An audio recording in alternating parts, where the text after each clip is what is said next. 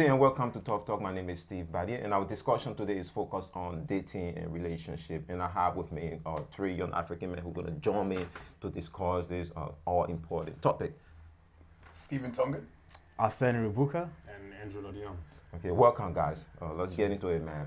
Awesome. So there was this story on Channel 7 a few months back that says there's a shortage of men in Australia specifically, or Adelaide being one of the cities with a higher shortage in Australia of men. But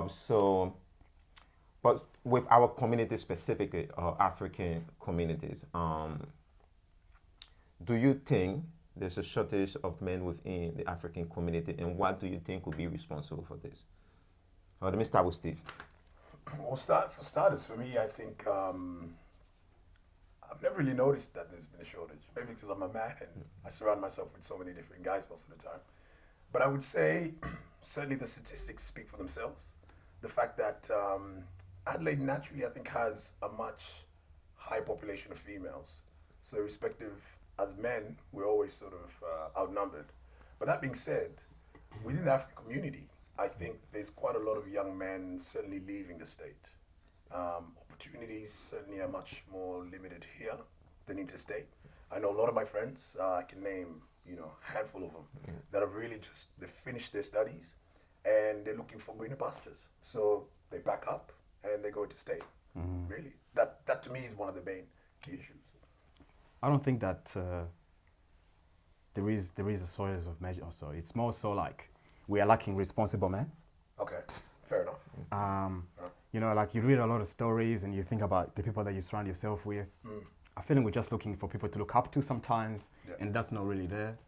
Whether it's like domestic violence, or just people showing us what's responsible behavior, and I think that's quite lacking at the moment. It's evident through, just in terms of, like our soccer culture, and we just don't have those people to look up to in terms of saying, this is what we need to do, and this is how we should behave in terms to be able to integrate into Australian society in a much better way. For me, I don't really think there's a shortage of men. I haven't personally done the research myself. I wouldn't really say there's a shortage as such. I just don't think there's been a good way to sort of get everyone together back then. Now, obviously, there's social media involved. A lot of people can meet through, Facebook and Snapchat and all that. Yeah. But Tinder.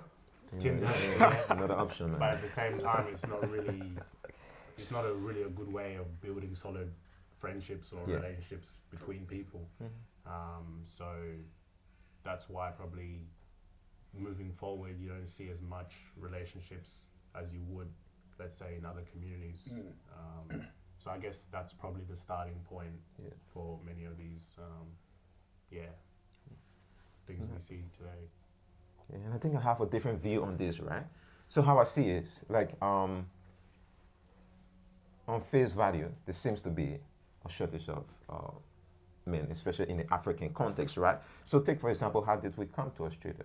Most of like our refugees or sort of humanitarian refugee communities, right? Most of the women came as single women.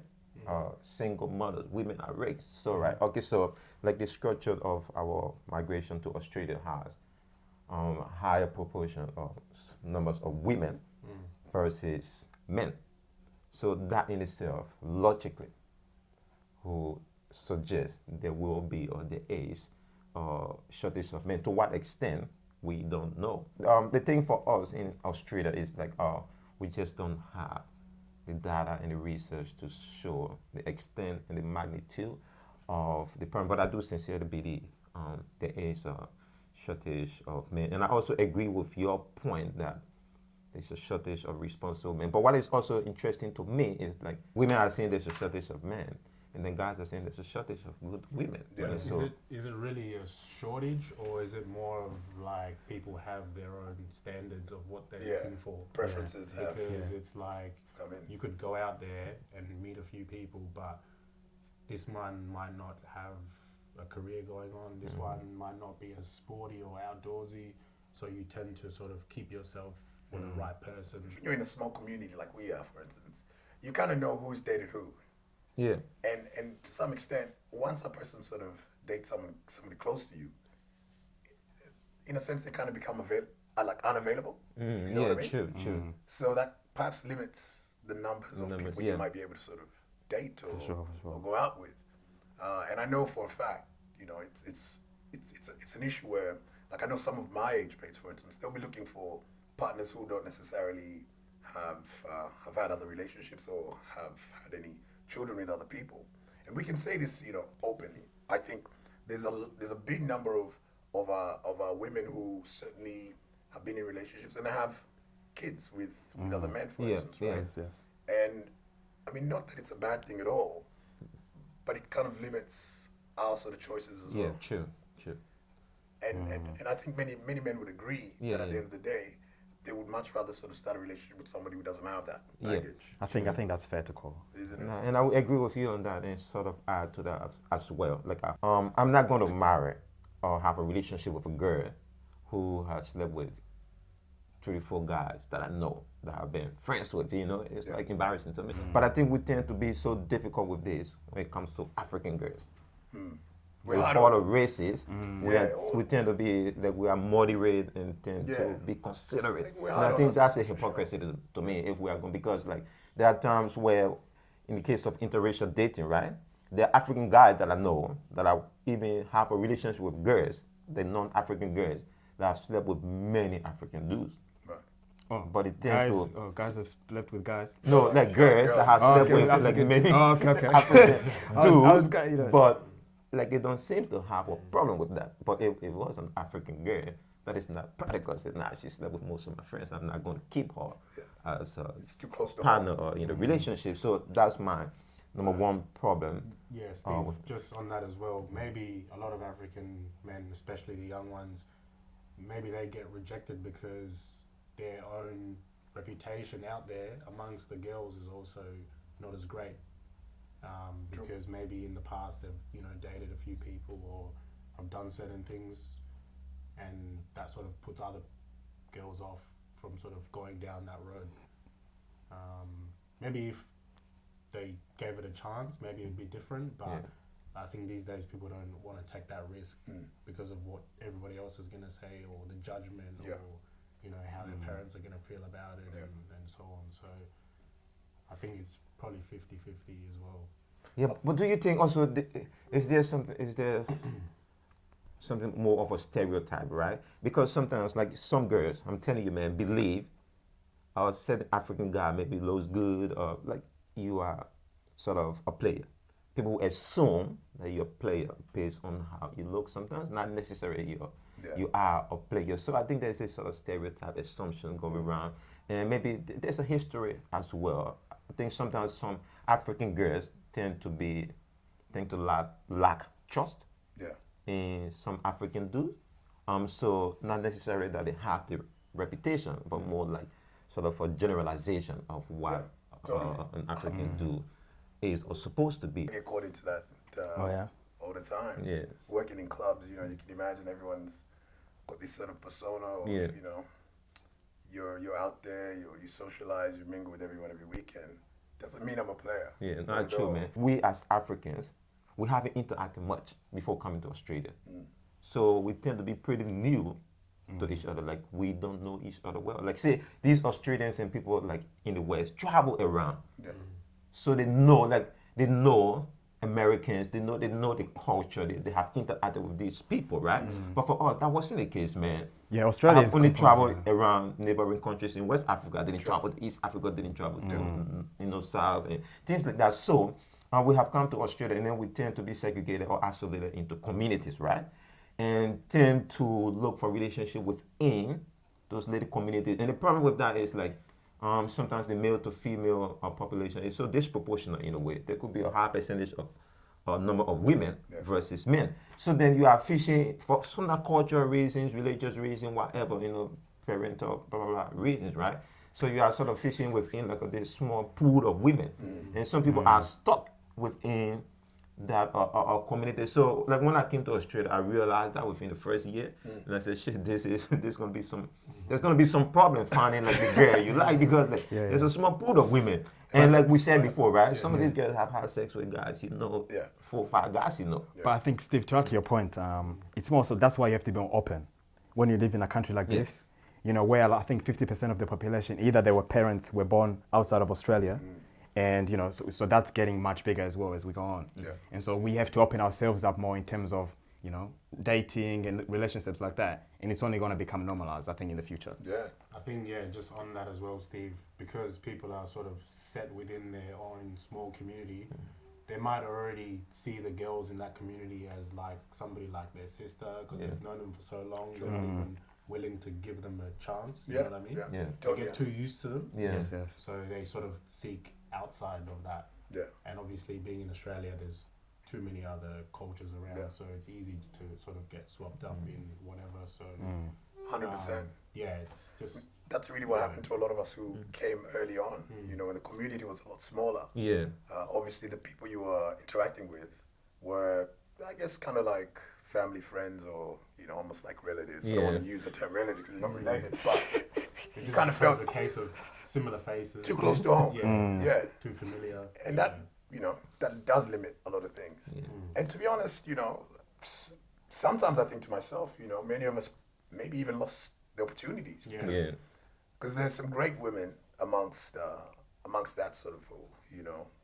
These are people who and their families as well. Exactly. So that kind of helps, I guess, a relationship in the long run, as opposed to just going out and I guess meeting strangers. How much of a role who your parents play in determining who you marry? The pressure was put on me from the get-go, I must say, and it wasn't necessarily even the parents. It was the aunties and all the other sort of people around. So I was in an interracial relationship for 13 years, so to speak, and each time I guess I almost felt that I was fighting against Larger powers, against them, against the family, that is. I think for them, it's a matter of continuity and trying to sort of continue with that culture. Yeah. And I guess, look, from my own personal experience, my mom always used to say, it's in your best interest to, I guess, meet somebody who you have the same sort of cultural background with, just because it just makes things a lot easier. Yeah. Now, the problem with my situation, and I'm sure all of us are on the same boat, is we've come to a new country where we're exposed to so many different cultures, so many different people. So it's only logical that we're going options. to meet. Options are exactly. Right? This is the country of opportunity. Exactly. And this is the thing. Now it's kind of like they're sort of, I guess, I feel as though they're probably thinking that, we told you so. You know what I mean? And for me, though, it's kind of like, I was just doing what I felt was right at the time. Now, when it comes down to it, though, preference is, it's questionable. I'm still even thinking about it myself. Yeah. Right? But at the end of the day, at least it's good to have more options, which we do have now. However, certainly there's a lot of things that they did say then that make sense, right? Yeah. Culturally speaking. Yeah. And I think for many people, it's a lot easier to just say, you know what, I'm just going to go ahead with it, because the pressure is a lot, man. Because you can imagine, not only are you getting the pressure from your family, you're getting the pressure also from the society as well. Yeah. They're still not comfortable seeing a black guy and a white guy together all the time. Let's be honest. I've been to restaurants where people have literally even felt like walking off. Some have, Jeez. Okay. Yeah. What, today? No, like in the Oh, past. yeah, back in the day. Yeah, Okay. back in the day. And that made me really feel uncomfortable. And to be honest, that's the sort of world we're living in as well. It's not quite as accepted. I mean, now we're talking about this issue of interracial relationships. Yeah. But, it's only now that Prince Harry, I guess, and Meghan are sort of hitched up. Yeah. And it's taken this long. I think it's today, right? It's today. The wedding. Yeah. I think So it's little things like this that are going to break the ice. But I think a lot of us are still in the firing line. And we have to fight between, family, culture, and it's a struggle, man. Yeah. It's much easier to just say, okay, well, I'm just going to pick somebody who fits the demographic of family. For sure. And make it happen. Which also has its own issues, which we're going to get into anyway. Yeah. And maybe you can go. yeah, well, from what I understand, society as a whole and people as individuals, we like to feel comfortable, right? So, so the parents are only going to tell you, go with the most easiest option in terms of finding the next partner, right? Yeah. But if you look at the history and where we're going, the best thing is to be able to, challenge these social norms, because, I mean, sticking with the status quo, it may not give you as much excitement in terms of experiencing new cultures and things like that. I can give you an example in terms of technology companies. Back in the 90s and 80s, no one wanted to talk about Microsoft. Nobody wanted to talk about Apple. But look at them today. Sure. Two of some of the largest companies in the world.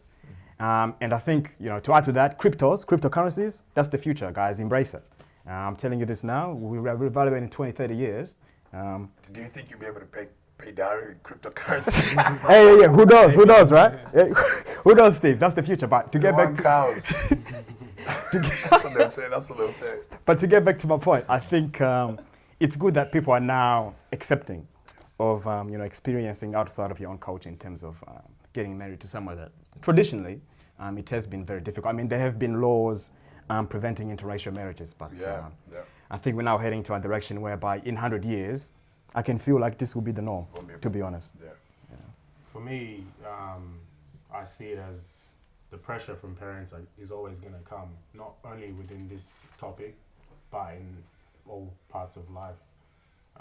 So growing up, I've sort of seen, my older brothers, older cousins, older male figures in my life, like Steve, I've gone through those sort of issues before. So I'm sort of torn in between, okay, do I learn from their mistakes, or do I just do what I think is right, like what they did, you know what I mean? Because sometimes you sort of got to stand up for yourself. Because if that's what you want, then you sort of have to make it work. But I sort of see it from the other side as well. It makes things easier in the long run when you're trying to obviously raise a family and that sort of thing. You sort of can impose those same values your parents taught you at a young age, you know what I mean? But if things are coming from, too many different directions, then there might be a bit of confusion down the track. So, I mean, I'm not really in that situation right now, so I can't really say I'm too phased at the moment. But I know it will sort of become a problem if I do, sort of venture out. But I think over time it'll get easier. The more and more interracial, relationships or marriages happen, then I think our parents and obviously extended family will get a bit more used to the idea, and then maybe things will change. But the pressure's always going to be there, regardless. I think we just have to accept that.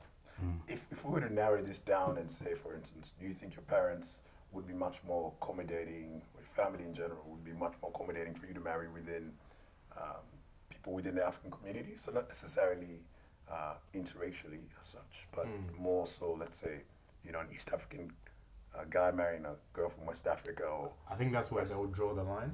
Yeah. You think? So that one, it might still be a bit of a debate, but at least they might feel, okay, they're from Africa, we're from Africa, things will work out somehow. But I think if they're always going to have an issue with the girl, then it doesn't really matter whatever else comes a part of that, But then again, it comes down to, the girl you choose and, her role in this as well, because if she's obviously willing to fight for that relationship to work, then it's not a battle you're going to face alone trying to win your parents over. Sure. You know what I mean? It's easier when it's both of you.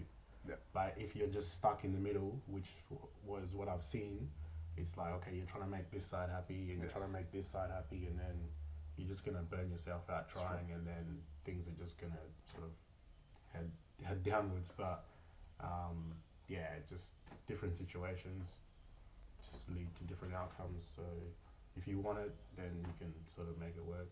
Fight for it. For sure. So with I think interracial relationship, man, is in terms of preference. So do you have a preference first? Do you have a preference, or are you sort of? Like I said off camera, beauty is beauty. So it comes in many forms. So I don't really have a preference, but as long as they sort of can suit with my needs, then I'm good. I'm good with that. And I think, do you see how I see it is from a different perspective, right? And I think for me, this is a moral issue, man, and this is also political, right? Let us look at marriage in a sense, right? Marriage is not it's a political decision, man. There's nothing like love is blind, blah, blah, blah, blah. It's all political. You know, say you pay to get married and you pay to get divorced. It's business, right? And if we look at it from a moral standpoint as well, it's like as a black man, right? I think I have an obligation to black woman. And I think that's where we get this whole moral responsibility. But where did you get that wrong. connection from, Steve? That because you're black, you feel like you're more responsible to the black culture? Oh yeah, Or in terms of yeah. the That's government no, for sure. That's a moral responsibility. But he's saying, where'd you get it from? Is it though? Like, where did you get that from? Like, is it part of your education that you taught to be able to, you know, stay black or something like that? Not stay black. It's just a responsibility that I have as part of my being and existing. I'm responsible to the well-being of my people. As a black man, I think that's what other people do. So they tend to care for their people better in all ways. It's a responsibility that we have. We don't have to learn it. Like there's no book about, you know, you owe this to your people, but it's part of a race, part of a community. You have that to your people. And I think one of the, and because I say this to say that most black women I've talked to, or even those, like the research shows that black men did out of their race the most compared to any other race. So I think this is not something that is normal. I think there are factors responsible for that. It's not like, oh, love is blind thing. It's like, oh shit, there's something. It's well calculated. And I think when we look at history as well, we could see why black men do that, and we could all argue the reason why. But and myself thought that way, and I think something, one of the things girls have, or people have said, is like sometimes black men feel having a relationship with a white woman is sort of a validation. It's sort of a approval, or I'm better, I'm in this position, so I deserve a white girl or a white woman or Asian woman or someone outside of my race, and a black woman is not valued enough to reflect my status at this time. It's common in the West, maybe not more of Africa, but in the West it's common. And I think for me that is wrong. That is wrong. And I think I thought in that line before.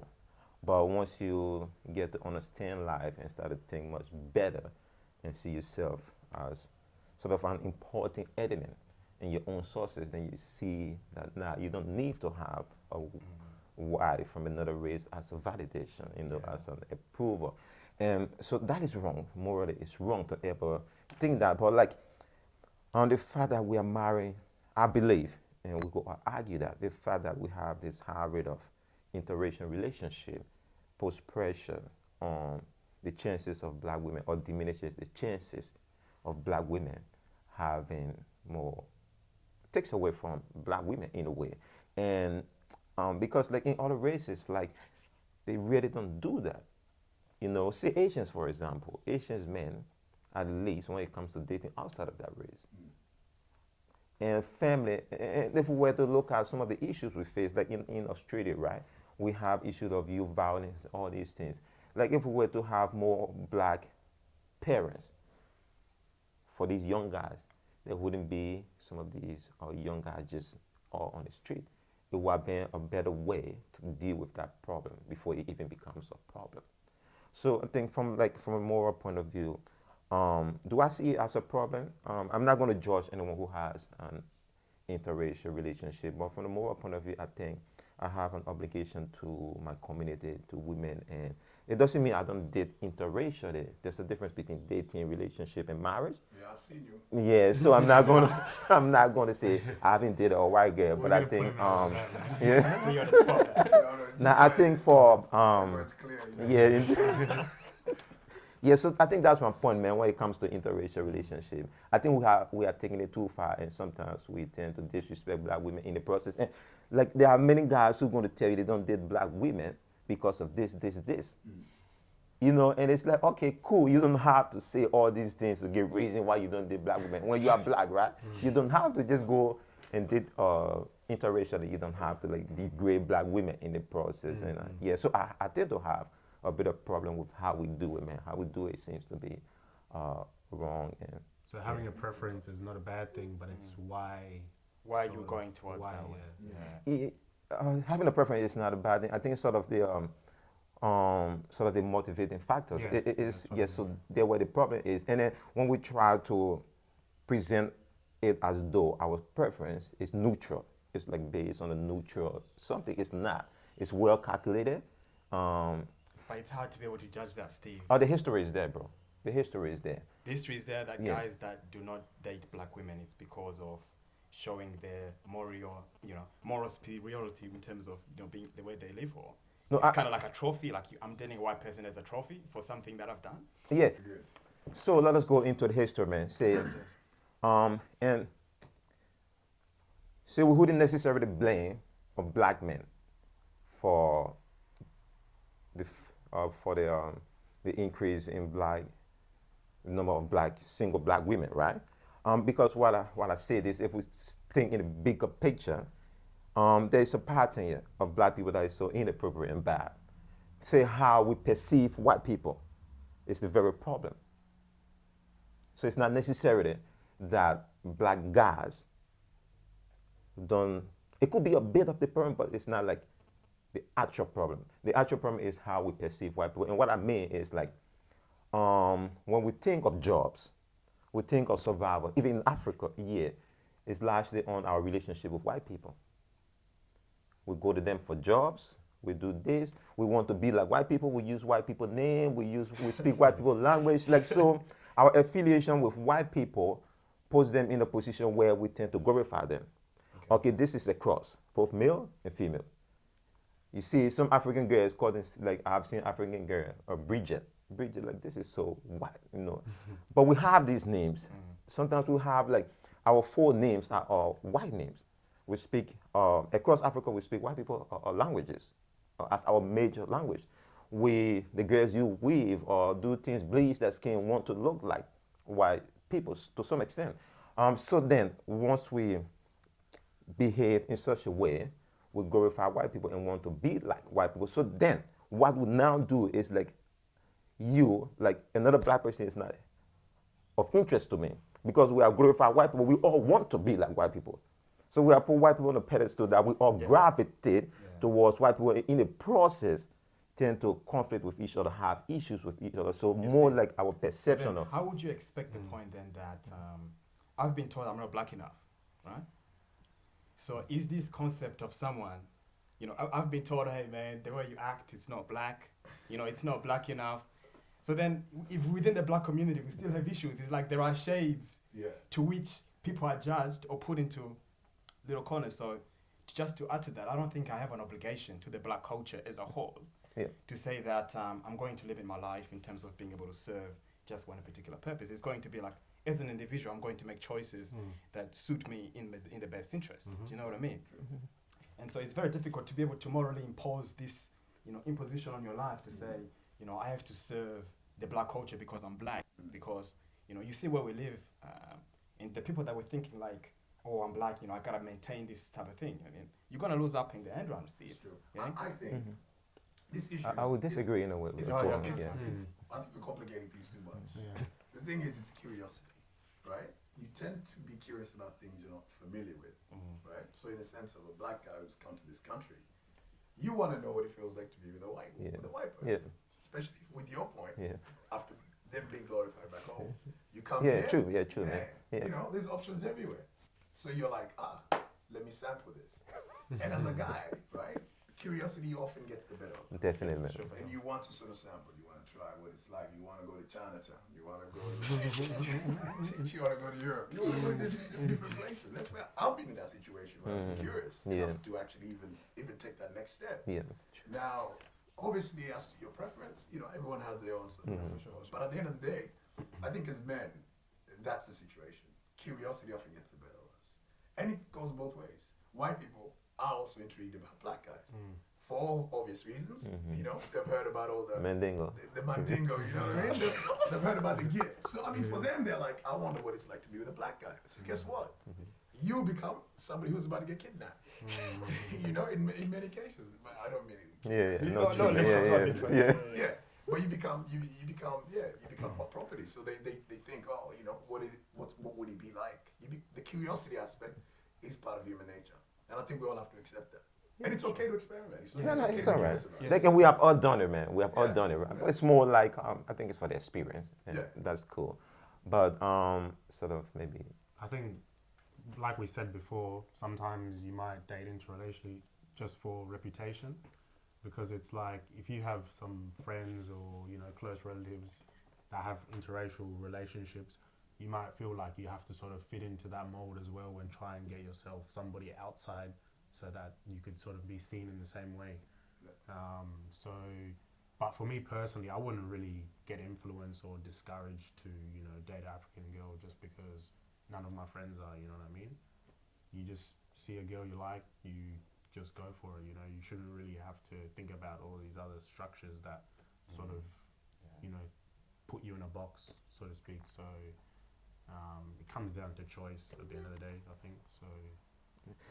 So then let's talk about this issue of colorism, man. So it's another big thing within black communities, right? So sometimes some guys tend to prefer girls that are lighter, or girls that are darker, or some girls will feel being lighter is more beautiful than being darker. What's the position on colorism when it comes to relationship?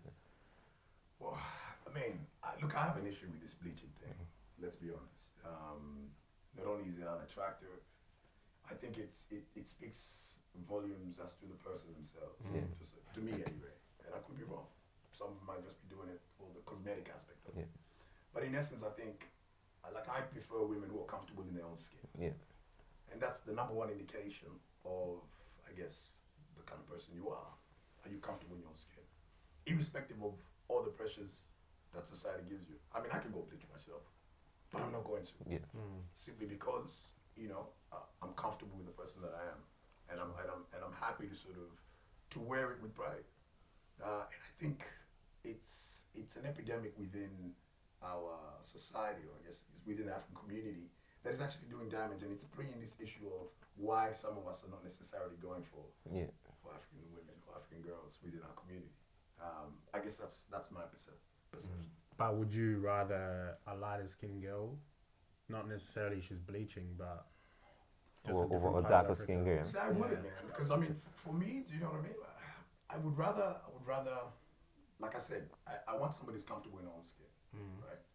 Now, in terms of would I rather a light skinned girl or black skinned girl? Nah, I think, like you said, beauty comes in all shapes and sizes, and colors as well, right? Use the model. I'm going to be honest about it, though, because I've seen some beautiful dark skinned girls and I've seen some beautiful light skinned girls. You go to like Sierra Leone, for instance, and you see some of the girls from the Fula side. Right? And then, you go to South Sudan and you see some of the Dinka girls. True, man. They're beautiful in their own right. So, I'd be lying if I said I had an exact preference. I just want a woman who's comfortable in her own skin and, genuinely is actually wearing her color, Otherwise, I might as well date a tiger. But I think there's an issue somewhere, though, because I think for, like, young men, they might see a lighter skinned girl and think that she's already going to be a bit up there. It's going to be hard to sort of approach her. Then they might see a darker skinned girl and they might think a certain way. So it's like, there's definitely an issue somewhere there, but I don't think it's as deep as what people are trying to make it to be. I think everybody's just equal anyway. So and to add to your point, I reckon I live life as if as an individual, right? So if someone wants to make a choice in terms of, say, I want to go bleach my skin because that makes me feel better, I'm not going to say don't do that. You know what I mean? As far as how that impacts my life in terms of dating, you make decisions based on how you feel. If someone is bleaching because of some particular issue, then that's another problem. But let's say you got into a relationship with a, let's say, darker skinned girl, and then halfway through she decides that she wants to bleach her skin. How are you gonna feel about that? Or are you gonna say anything to her? It's something to explore. Like, what is the reason? If it's because you don't feel good enough, then why am I with this person? Do you know what I mean? I just have a problem with society when they attach values. So you bleach your skin, therefore we start making you feel like you're this way. Like, there may be a reason why that person is doing it. There are diseases that you get and your skin becomes light. Like, is that maybe the reason why you're starting to bleach to be able to to be consistent throughout, like in terms of your color, or the color of your skin. I could be wrong here, but you know, a lot of females say they wear makeup as a form of expression. Right. You know what I mean? Not really to impress anybody. So maybe some of the ones that are bleaching their skin are doing it within the same sort of Yeah, it's a mindset. fine line. It's a fine line, I think. But that's yeah. a bit more dramatic, obviously, because it's sort of irreversible. So I'm not really too sure about that one, but See, for me, I think I guess that's a we also, question we we also have to ask. look at it from a health perspective. Also, you know, it's damaging our women. Let's face it. This melanin has been put there for a reason. Yeah, true, man. You know, we live in the hottest country, hottest place in the continent, and in terms of the world itself, the hottest continent itself. So it's to your best advantage to actually, you know, embrace the gift that you've been given. Now I get that point of, you know, you wear it as a form of expression. That's totally well That's and on good, the makeup right? side. That's on the makeup side. Yeah. And surely you can sort of, you know, I've seen that Thin Lizzy ad where you see a black person basically turn into a white guy or a white person, you know, just by applying the foundation and all. So I mean, it's called the bronzer. the bronzer, right? There you go. Yeah. Knows that. So it is there, you know. True, man. True. But from a health perspective, not only is it damaging to yourself or your body, but also I think it's sending the wrong message to our kids, to the young kids that are growing up and looking at themselves and going through so many issues in school, the bullying aspect of things, you know, being told that they need to be something else is wrong. I think at the end of the day, I'd much rather us have a society where everyone is embraced and everyone is accepted for their color. And I think if we as people are proud of that, then that is the first step to winning that battle. But we can't all just be the same. We can't all be going towards the same path. No, for sure, Yeah. for sure. And I'd love to be able to sort of tell the difference between somebody who's from Ethiopia and somebody who's from Sudan and somebody who's from Rwanda, you know. But the way things are going, everyone is going for this team light skin. And I don't get it. I really don't. Because, you know, black is beautiful. See, No, just yeah. sorry to cut you off, but just what Steve said there, it's like that's probably why relationships between young African men and African females could break down as well, because it's like if you have a young African girl who's bleaching and then, for example, gets in a relationship with a darker skinned guy, they have children, how are they gonna then raise their children to say, okay, you know, you should be proud of what you look like, should be all this, when the mother herself has done her own transformation. So maybe 100%. guys don't want to be put in that position because it's like, okay, my parents told me this, but they went and did the complete opposite. Yes. So maybe that's something we think of at the back of our minds that we don't really admit to. It's true. But then again, that could just be me. I had a weird thing happen like a little while ago. So I went to somebody's house and I opened the family album See, that's what I was thinking. Yeah. and I didn't want to say anything at the time, but it felt really awkward because I was looking through and I was like, man, The person look different.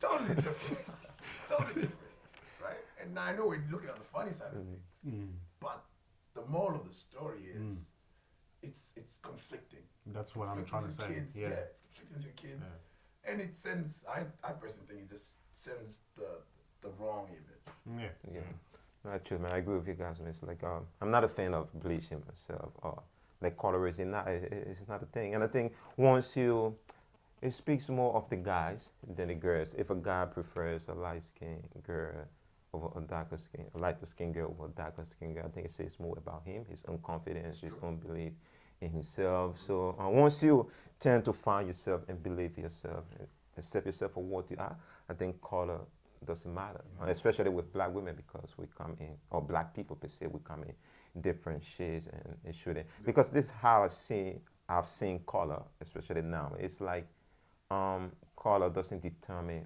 people abilities or sources. You know, I think it's through hard work and everything, and beauty itself is defined differently. Color does sometimes, in terms of the biological sense, it does impact on how you perform certain things. I'm not color doesn't. In terms of ability, it's a fine line in terms of ability. Like we know Jamaicans or West Africans are really quick, right? and we know that East Africans, they're marathon runners, right? But it's not about the color though. Pigmentation. Color doesn't Yeah, play. yeah, yeah. So Color the- doesn't play a role. It's not. Well, you're not gonna find like a white Jamaican that's running. Yeah, but it's not about the color. It's about more of the biological makeup, what's physiological makeup, what's happening within the body. Yep. There could be certain genes, there could be certain things that could be responsible for that, not necessarily the color, because color is more like physical. It's just what we see on the body. Perhaps what I'm saying, Steve, I reckon is to the point whereby if someone is an individual and they want someone that's lighter, I'm not going to go and ostracize them and say, oh, you know, you are choosing a lighter woman because you have mental issues. Like, you know what I mean? Like, No, because I see I'm, like I'm not gonna be able to say that. no. The point is like we cannot be sort of politically correct about everything, right? Yeah. Like everyone has the right to choose and Yeah, for sure. preference and everything. Just let But it- then we should understand there's a pattern. You know, there's like there's a history of what we do and how we do it, which is disrespectful, is degrading of our own culture and sure, for people. sure, yeah. So when you look at the history, then what may seem normal is not actually normal. It's disrespectful, disgraceful. So sometimes we have to speak about it, considering the history, not from this sort of simplistic point of view, as though this is normal or it's just Yeah. This is a common that complex- people this is could a do very it. Yeah, complex topic. I mean, yeah, it there is. So is. for me, that's my. I come from the understanding that what we do historically is wrong. You know how we do it is wrong. So that's why I'm against it. Like I understand people have the right to do, but if I were to be given the opportunity to speak about it, I will speak about it based on the fact that how we do it is wrong and So not- you feel like in some way or form, the culture is being lost through this process, which I guess I agree with to some extent. Yeah, and I think so. What we have to do, probably have to think about it much better and reshape and redefine sort of the culture in a way. Yeah. But okay, so before we close, man, let us talk about, say, professional black women, right? So sometimes people believe that, sometimes professional black women struggle to find a relationship according to research and all that. And then now there was this Facebook conversation once that I interacted or post that I interacted with, and then guys said that all professional black women or educated black women are difficult to deal with and blah blah blah blah. And I said, nah.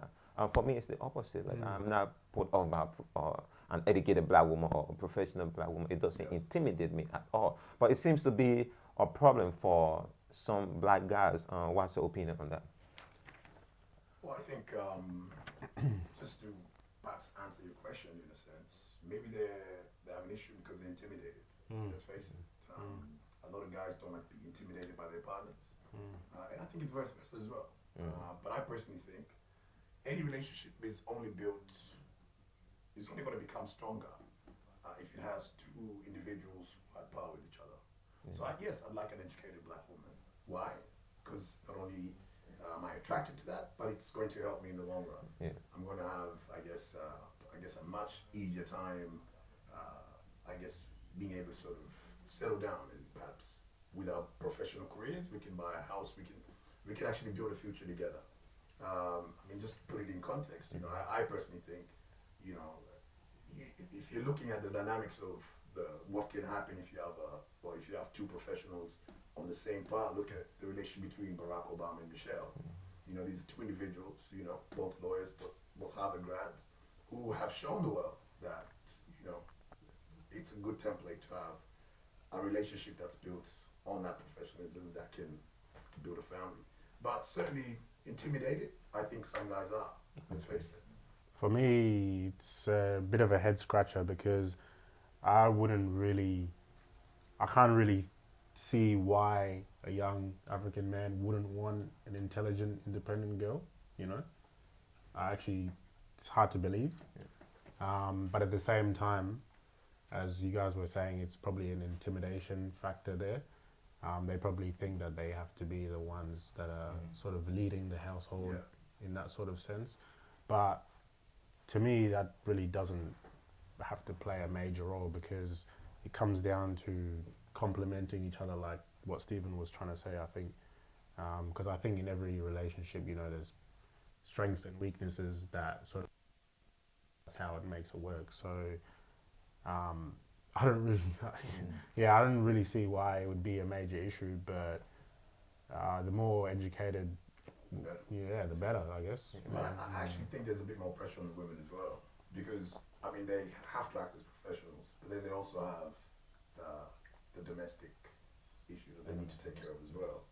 So in a sense, finding that balance can be very difficult, especially when you live or you've come from a background where there's expectations of the role of a woman to be a certain way, whereas for a man, all you have to do basically is perhaps just be educated and you know, provide for your family. It's much harder, but I mean finding that person as well who's able to, I guess, tick all boxes. Not only are they competent domestically, but also professionally, it's hard to find. But at the same time, they are out there, and I think, I mean, for me personally, that's the sort of person I'm looking for. Not necessarily because I want to keep her domesticated, but because of the fact that I think if you have those skills, those attributes, I think, you know, the home is going to be a much happier place. Not true, man. It is really good for the family, right? In terms of you bring up intelligent kids, Yes. educated parents, Yeah. often or always, almost always, raise intelligent kids and good people in society. So there are benefits, man, economic and whatever reasons. But I think one of the from research and stuff, it's like black women in the West, right, far educated than black men, acquire more degrees, education than black men. So I don't think that can be said for black women. I think it's women, period, in any culture. yeah, specifically Now for have more women graduate. yeah, specifically for black women. So they tend to be educated more, and sometimes sort of our culture. Once they get educated, they take on sometimes feminine characteristics, beliefs, and all these things, or professional belief, for example. And then now our culture is not moving along with that. Say our own culture believes of the role of a man versus a woman. So there are some guys who expect a girl to go and work, maybe 10 hours a day, and then come home to cook, you know. So we haven't really looked at our culture and sort of redefine or sort of maneuver it to fit with the sort of development within our women.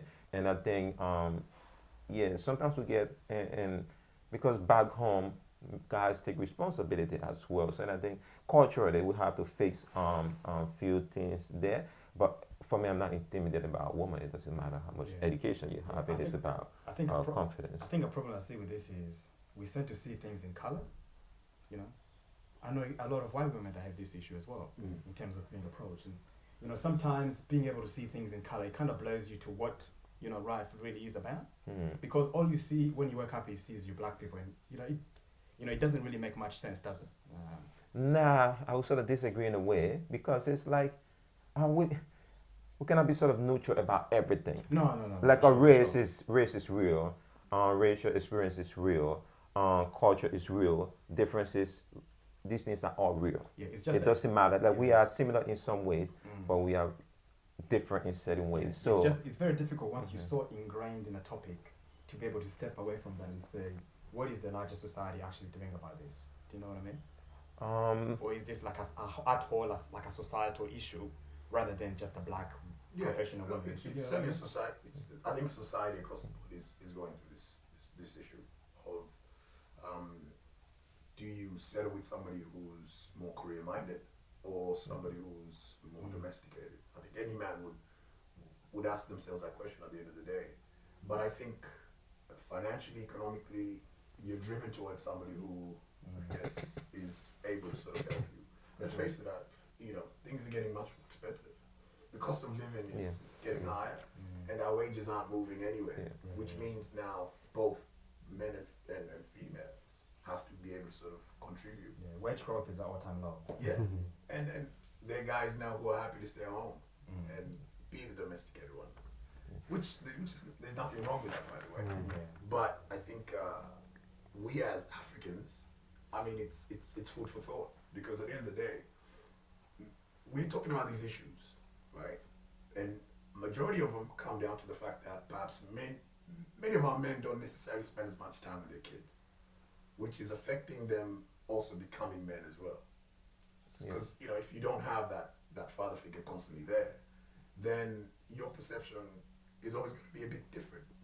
But if you have a man who's constantly there, you will learn a lot more. yeah, true. For sure. And you'll be able to sort of teach your kids in the long run. Most definitely. But the fact that we're sort of so I guess divided also just makes things a lot difficult. But I think at the end of the day, find yourself a professional woman. Yeah, true. Cook and clean. So just to conclude, And man, too. that's going to be so hard, man. But just to conclude, right? So what can we do to sort of reduce sort of the number of single black women, or deal with the issue of relationship and dating if there is a problem? What can we do to address that? I think the first thing that sort of has to change, or the first thing that we sort of have to tackle, is this whole judgment issue. The prejudice. Yeah, because if we don't get that out the way, then there's- Judgment in terms of what judging what? in terms of everything, in terms of colorism, in terms of reputation, in terms of status, you know, just everything across the board. Like, I think people have a certain idea of what they want their life to be, which is not a problem, but if you set the bar so high that it's even unreachable, Unrealistic. then things are not going to work out. So I think that's the first hurdle we sort of got to come over. And yeah, I don't know, it's a bit hard to say because we're living it now, so we can't really see it too far into the future. But I think if we just sort of get to know each other, build a better understanding, then we could sort of come to, you know, some sort of conclusion of like, okay, I know this person is going to be good for my life because of this, this, and this, rather than this or this and this. You know what I mean? So that's the way I see it. Yeah, I don't think this is actually like a huge problem at all. Do you know what I mean? And so I just think that the only advice I can give is for people to be more open in terms of what they're looking out for. And as far as dating, interracial and things like that, through time, I think that'll become more socially acceptable. Yeah. We'll touch on the issue of prejudice, which I think is important. But I think also not to be intimidated. Intimidation, I guess, not only from the family perspective, don't be intimidated by other people trying to tell you exactly what you need to do or who you need to love. I think that's a decision you yourself have to make. So I guess in conclusion, I think the first thing is we need to basically just embrace our community. And also, I think in terms of the dating aspect of things, let's remember it comes down to respecting each other as well. Because at the end of the day, like, if we don't respect our sisters, then our kids are going to suffer. We don't want to have a society where it's, you know, full of single women raising kids all over again. Yeah. You know, I think that's probably one of the biggest hurdles we've faced in the past. And if we keep continuing that, then things will not be good. And then also embrace the fact that, you know, women are getting more intelligent in terms of the numbers of them being finishing university and graduating and getting into jobs. I think it's a great thing. But find yourself somebody who's not only supportive, but is also, you know, is switched on. I think that's a very important thing. Oh, yeah. No, that's true, man. From my point of view, it's like, you know, we should sort of listen more, right? I think girls, women and men, boys and girls should listen more.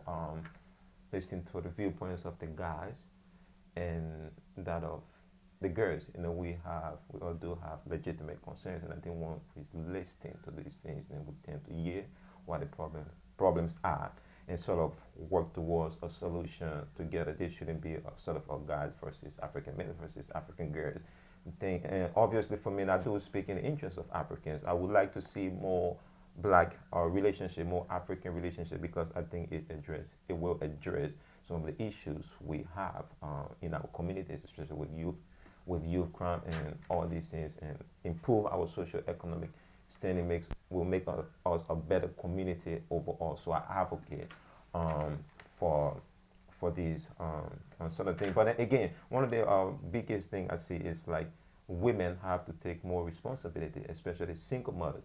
And there was a point someone sort of raised some time ago and said it is the women who raise these boys. And how come these guys grew up with these women and don't like black women? So I think women have to step up. I think they are doing something. They're probably not doing a good job with their boys. Nah, it's so so tough on they women, might have Steve. to step up. Like I can't let you come at single mothers like that. You know what I mean? You can't expect You a know, woman to a woman is raise a basically, man. she's already doing two jobs at one time. Yeah, So- yeah, true. But then the point is, if a mother raise a boy, a son, a black mother raise a son who doesn't like black women, maybe there's something about his mother. But then what about that? There are guys read by choice, single women who became good guys and love black women. They don't have problem with that. Sometimes maybe the women are doing. I'm not accusing the women, but I think they could do a better job in that they will raise their boys in the way that they respect women who look like their mothers. Okay, look, it comes up to the respect aspect. You know, respect our black women in the same way you respect your Anybody mother else, or yeah. your sister. For sure, for sure. I think that's the key. You're probably going to get asked for it. Oh, that's good. I'm cool with that. Yeah. Like You can't you can't expect women to, especially single mothers, you know, they're already battling it tough in terms of jobs and having to come home. If they raise someone to be able to see individuals as equals, I see that as a great success. I'm not accusing single mothers, If women, anything, but I they think we could do a better the job. young men should have more respect Responsibility. because of the hard work that the single mothers are doing mothers. as well. I think it's up to the men also, the male figures, Sorry, in their Steve. lives to step up, to step up and really fill in the shoes, because I think that's another issue. Like we spoke about how many, I guess, young single mothers are out there, and they don't necessarily have male figures to fill in those shoes, because we run away from the single mothers. You know, many of us run away from them, whereas some of us actually need to get a bit more closer and take the responsibility of teaching their sons how to become men. I think to lead on from that, I think sports provide a great Yes, opportunity for yes. young men to be able to Yes. apply discipline to their Yeah, lives. totally. I definitely believe of that. Yeah. Okay, guys. Thanks, man. Just want to thank you guys for coming on and sharing your view. This is a sort of a controversial conversation, right? So accept our view. It is about listening and then learning. We shouldn't be like we shouldn't fight about our views and just embrace it, listen, learn, and like our page, share the video, make a comment, and we're all gonna learn from it. And we hope to make a difference in our communities, man. And thank you. Cheers. Quality over quantity. And just in case you bleach, doesn't mean you don't like your. Yeah, you're still an individual. Make your Still love. choice. Still love. Stay humble.